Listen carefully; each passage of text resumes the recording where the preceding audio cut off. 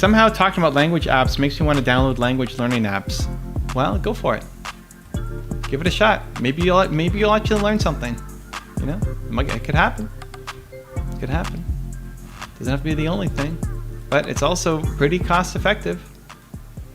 You know, compared to hiring a teacher, going to a class. Worth a first shot, at least. I mean, I use Duolingo to keep up with my Japanese. Yeah. So yeah, listen, that's fine. It works for Drew. It may not work for Oleg. It's okay. But it has definitely helped a lot of people. Try Rosetta Stone. I've been blamed for way worse. Rosetta Stone is another one. That was they had what? It was always before they went virtual. They were books or they were CDs that you can listen to. I forget what Rosetta Stone made their claim to fame on before going to apps. The good news is it's so easy to test, right? You know, to download Duolingo or Rosetta Stone is very easy. Does not cost a lot. Spend an hour with it and see if you feel like you learned anything. And if not, move on. It's great.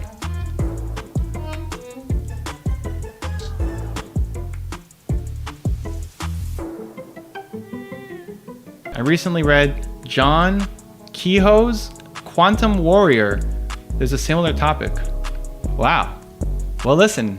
Sounds like your English is pretty good if you can read Quantum Warrior. It's cool. Yeah, listen, my mom learned English from watching TV shows. She came to Canada. She didn't speak any English, and she came fairly young, but of all of her friends who came too at similar ages, she doesn't have an accent.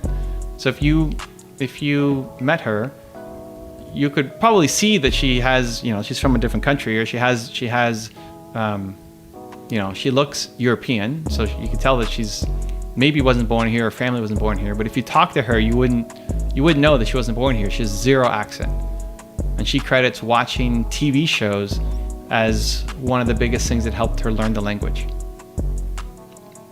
Right? So a typical teacher might say, that's stupid. You can't learn a language watching TV shows. But it worked for her. Right? So don't knock it till you try it. Pismler was audio. Rosetta Stone was like $300 a language. Oh, it was software? Got it.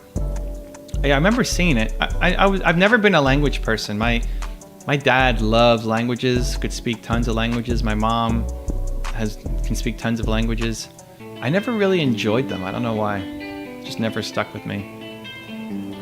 I can get by in French and Italian, and I can understand enough of Spanish, but it's never been a passion of mine to learn languages. I don't know, just never stuck with me for some reason. I read mostly in Ukrainian. The first book I will read in English will be The Secret 2006. What's The Secret 2006? Is that the book The Secret that came out in 2006? Or is it something else? I don't know what the Secret 2006 is. But also, Veronica, I don't read a lot, so there's a lot of books that are probably fantastic that I have no idea. So that just because I don't know it doesn't mean anything.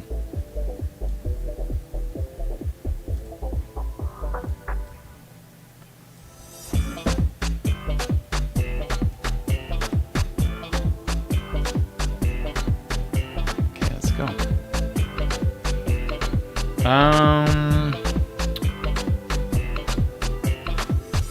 Wow, that's impressive about your mom.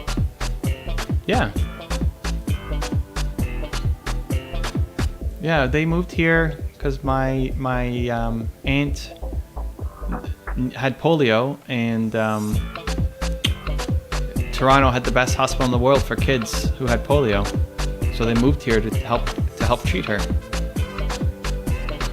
Yeah, and along the way, my mom learned English and PhD and all this stuff. So, huh. Anime is totally why my Japanese accent is totally on point. Yeah, see? Yeah, there you go. You can learn a lot from anime. Like, the key thing is that you actually like it. If you feel forced to do it, you're not going to pick it up nearly as quickly as if you actually like it. So, a lot of, a Japanese teacher might say, that's ridiculous. You can't learn Japanese watching anime. You have to go to a school. You got to follow this book. But, well, there's lots of ways to do it. Also, it's like, what's the goal? Is the goal to be perfect in the language and speak like a textbook, or is the goal to actually have conversations with people? That if you went to that country, you could have a full conversation with somebody. Because a lot of times the conversational language is very different than the textbook version of it.